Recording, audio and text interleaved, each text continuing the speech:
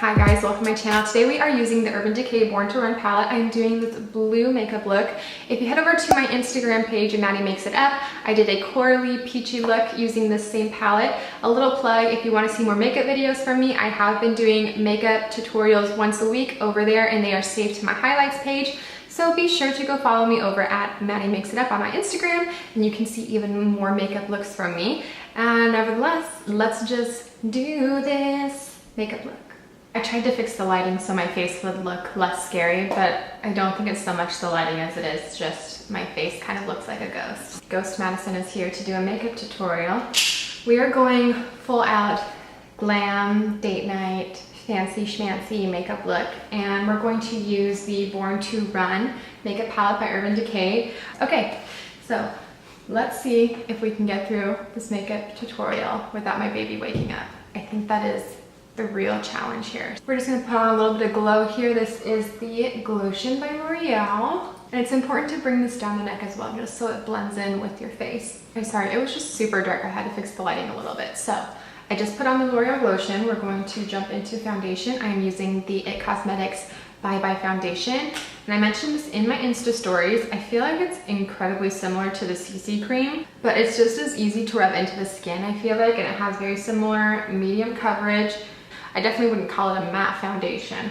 It's just a little bit more matte than the CC cream. So I'm burning up in here already. We turned the AC off and I am sweating. Okay, this is the Glossier Stretch Concealer. Nothing new here. And I am gonna put a little bit on my eyelids, even though I really don't recommend this for priming the eyelids, but I'm gonna do it anyway because I forgot my other concealer in the bathroom, so. Gonna set with this RCMA No Color Powder. This is literally the powder that just won't dye. And like, it's cool that it just keeps going, but at the same time, I'm just so sick of using this powder.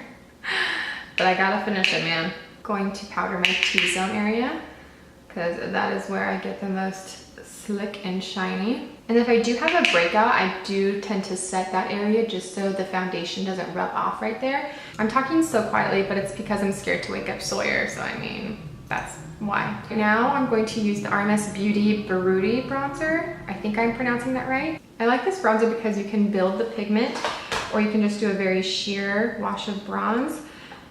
As you can see, I'm placing it on the places I want to be a little bit more bronze, and then I'm going to use a brush to blend it out.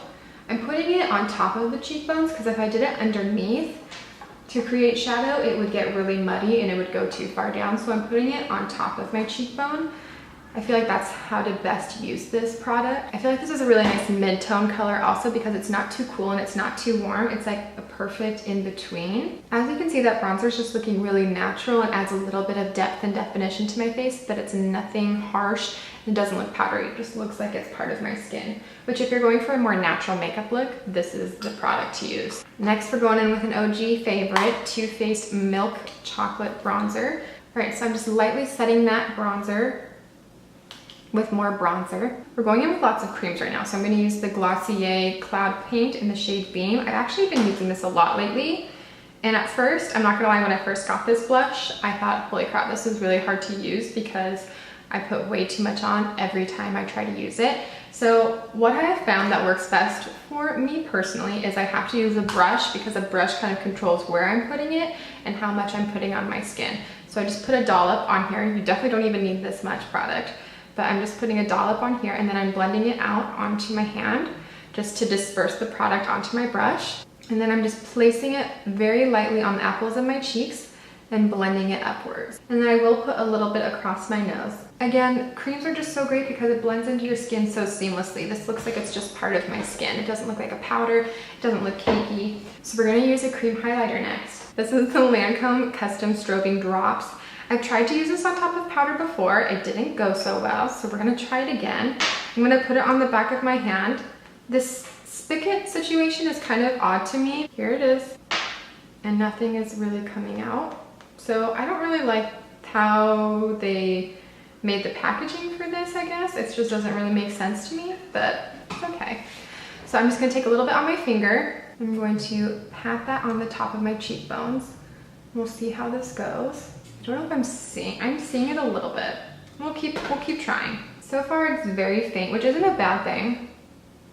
It's just not what I was expecting. It's there, it's just very subtle. I actually really like this. It's a very faint, very natural glow going on. All right, so the base is almost done. We're gonna go into eyebrows and then we'll go into the eyes. For brows, I'm also trying a new product. This is the It Cosmetics Brow Power. I've never used this before, and this is in the shade Universal Taupe. It has a pencil on one side and a spoolie on one other side. And I'm just gonna fill in this part a little bit. What I've been doing lately with my brows is not so much filling in the actual eyebrow, but going underneath the eyebrow and just carving the shape just a little bit, not too harshly, but that way it kind of just defines the eyebrow a little bit more. And then I just fill in just very lightly the front part and the tail.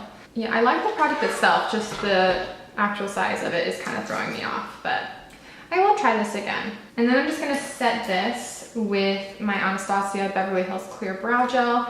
If you didn't notice, I am out, oh, that was way too much gel. Oh. Okay, so I put way too much gel on this, on my eyebrows.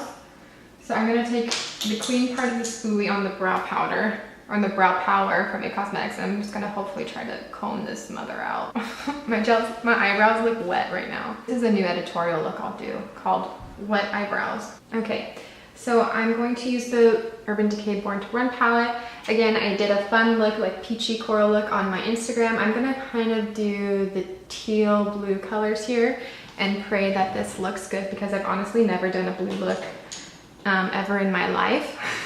So we're gonna just go for it here.